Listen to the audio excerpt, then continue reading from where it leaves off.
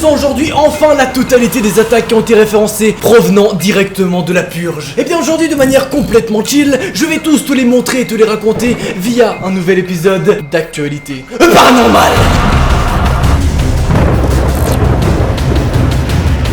Nous allons dans cet épisode suivre le témoignage horrible de Yann qui a vécu les événements mais en plein dedans, tu vois, vraiment il était à fond dedans. Et grâce à ce témoignage je vais pouvoir te montrer toutes les attaques une par une et bien sûr chronologiquement en fonction du temps et des actions qu'a réalisé Yann. Comme ça tu auras triple dimension, tu vois, tu auras l'histoire de Yann et en même temps hop là l'attaque et évidemment. Bien sûr, si tu kiffes Particular Dab, tu peux m'ajouter sur Snapchat et Instagram. Et évidemment, à 10 000 likes, il y a un nouvel épisode qui pop instantanément. Presque.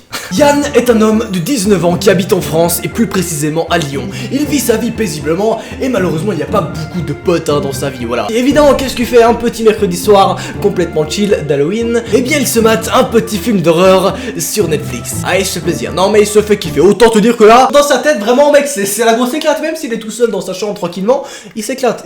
Jusqu'aux événements que vous allez voir juste après. Vous aurez bien sûr ici la totalité des événements via le journal de bord de Yann. 20h. Yann se mate son petit film d'horreur en mangeant des petits croissants au fromage. Voilà, je sais, c'est très bizarre comme croissant, mais lui ça lui fait kiffer. Voilà, des petits croissants au fromage. Pourquoi pas finalement, pourquoi pas non. Je vais pas te mentir que Yann, tout comme moi d'ailleurs, aime bien recycler tout ce qu'il y a dans son frigo. C'est-à-dire que des fois il veut du fromage, il voit un croissant, il va se dire allez, on fait un mix and twist, ça part. Mais finalement c'est pas si mal, franchement. Non mais essayez les croissants au fromage, moi j'aime bien. On s'en bat les couilles, d'accord. 20h40. Yann entend une explosion à l'extérieur de son immeuble. Il faut savoir que lui, il habite exactement au 3e étage. Donc qu'est-ce qu'il fait? Eh bien il s'en bat la race. Non mais alors ça, faut qu'on m'explique. À quel moment est-ce que quand tu entends une explosion à l'extérieur, tu vas te dire non mais moi je regarde mon film, vraiment foutez-moi la paix. Alors il est possible qu'à ce moment-là Yann s'est dit peut-être que ça s'est passé dans le film d'horreur vu qu'il avait les écouteurs et donc il s'en est un peu battu les couilles. Mais oui, il y a bien une explosion qui a été référencée près de chez lui à 20h40, mais Osef, vraiment le mec Osef. Apparemment il était juste en train de regarder son film avec les écouteurs, peut-être qu'il l'a à peine entendu en fait, genre. Sauf que malheureusement, ce n'est que le commencement. 21h04, Yann entend un cri à l'extérieur. C'est un cri de femme ultra violent, c'est vraiment c'est un cri vraiment horrible et directement ça fait tilt dans sa tête, tu vois, c'est pas un cri genre de prank, c'est vraiment un cri sincère, tu vois, c'est pas un cri en mode ah trop marrant, il m'attaque, arrête Timothée, arrête. Non, là c'est vraiment un putain de cri violent, en mode tu sens que la voix elle vibre, tu sens vraiment que la meuf qui crie en bas, elle stresse, tu vois, elle est vraiment pas bien, genre, bref ça c'est vraiment des pressions qu'il a apportées que je trouve vraiment très intéressante. Et c'est donc à ce moment là que Yann va prendre une décision qui va apporter un tournant drastique à sa misérable soirée. Il est 21h05 et Yann descend les escaliers de son immeuble. Il va voir à la rue qu'est-ce qui se passe, étant donné que depuis ses fenêtres, il n'a malheureusement pas de champ de vision sur la rue qui est derrière son immeuble. Oui.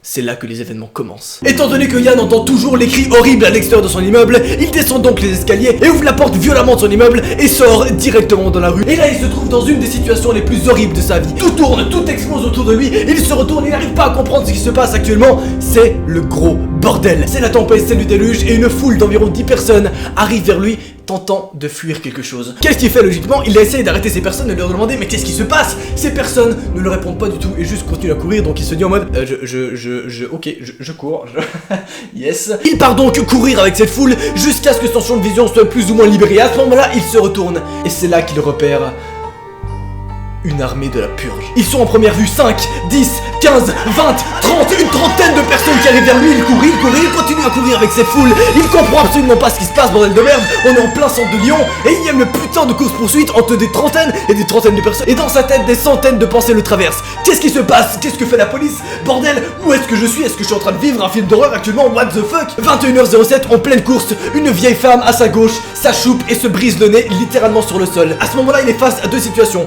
Soit il continue à courir, soit il aide cette pauvre jeune femme. Et qu'est-ce qu'il fait? Il tente de l'aider, sauf que il se rend compte que la jeune femme s'est évanouie. Littéralement, vraiment, la meuf elle s'est barrée. Son cerveau, tu vois, il s'est dit moi j'y vais, voilà, non mais vraiment tu peux rester là tranquillement, mais l'esprit de cette vieille femme a littéralement quitté son corps. C'est-à-dire que vraiment Yann essaie de la réveiller, il tousse un peu sa bouche, il est en mode madame, est-ce que vous pouvez réveiller? Mais la meuf est ailleurs, vraiment, elle a les yeux ouverts mais elle est ailleurs, elle est vraiment en mode qu'est-ce qui se passe?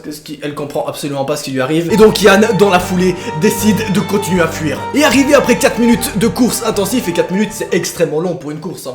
Là tu vas me dire, mais frère, il a couru 4 minutes, c'est que dalle. Frérot, quand tu cours pendant 4 minutes à une vitesse à laquelle ta vie en dépend, je peux te dire qu'au bout de 4 minutes, tu es juste littéralement mort. Il se repose donc un moment, et là il observe une des scènes les plus marquantes de son existence. C'est le déluge, c'est la tempête, c'est le néant. Et tu vas me dire, mais bordel de merde, le néant et la tempête, ça correspond pas ensemble. Et bien en fait, il y a deux situations qui se mélangent en même temps. À la fois, c'est une situation très calme, où juste un enfant pleure au milieu de la route, et d'un autre côté, rien n'est normal. Des cendres jaillissent de partout, et dès qu'il a enfin réussi à s'essuyer les yeux, il remarque en face de lui que 3 personnes masquées s'amusent à détruire le pare-brise, et un autre s'amuse à faire cramer une putain de voiture. Et c'est donc à ce moment-là qu'il se dit, qu'est-ce que c'est ce bordel? Il se retourne à sa gauche, et un arbre prend littéralement feu devant lui, et il est en mode, mais what the fuck? Mais c'est quoi ce bordel? Où est-ce que je suis? Qu'est-ce qui se passe? Il regarde donc en direction de son immeuble pour voir s'il y a eu un souci, et là il voit, au milieu de la route, un petit garçon, seul, qui implore sa mère, qui crie « Maman!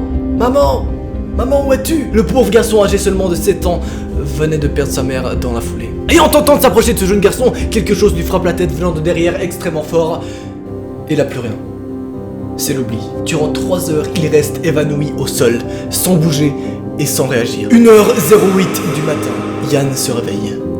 Il ouvre les yeux, il est littéralement au milieu d'une route. Une voiture cramée à sa droite, un arbre brûlé à sa gauche, des cendres, un peu de sang, juste un silence apocalyptique. Mais qu'est-ce qui a bien pu se passer pendant ces 3 putains d'heures? Il rentre chez lui, bouleversé par ce qui vient de se passer. Et là tu vas me dire, qu'est-ce qui s'est passé durant ces 3 putains d'heures et surtout comment est-ce qu'on a pu en arriver là? Eh bien laisse-moi te raconter tout ça. Il faut savoir que le bilan des attaques de la purge ont référencé en tout 13 interpellations et 29 voitures brûlées, rien que dans le Rhône. Plus précisément, ce sont 17 véhicules qui ont été incendiés et 5 feux de poubelle. Les incidents ont donné lieu à 4 gardes à vue de mineurs entre 13 et 15 ans et la 5e interpellation est en cours. Mais au total, dans toute la France et pas seulement au Rhône, ce sont en tout une centaine d'interpellations qui ont été réalisées. Une centaine d'interpellations dans le même soir. Et tu t'en doutes bien pourquoi est-ce que c'est parti en couille à ce point?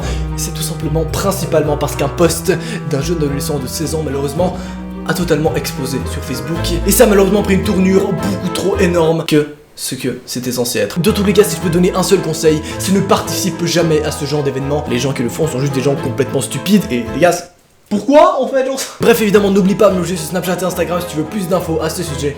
Et surtout, tu connais les bails, 10 000 likes, nouvel épisode, c'était énorme, ce fut un plaisir. Et si tu te fais chier, tu peux cliquer sur ton écran pour regarder un autre épisode. Et tu fais encore full fifé, bah oui, évidemment, bon, voilà. Allez, salut!